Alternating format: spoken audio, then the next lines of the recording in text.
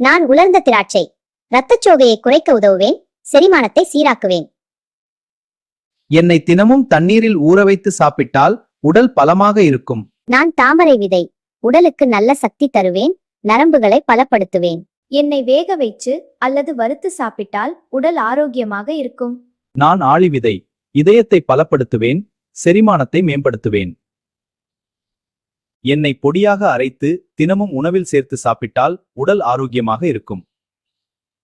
நான் சியா விதை. உடல் எடையை கட்டுப்படுத்த உதவுவேன். செரிமானத்தை மேம்படுத்துவேன். என்னை தண்ணீரில் ஊற வைச்சு தினமும் குடித்தால் உடல் ஆரோக்கியமாக இருக்கும்.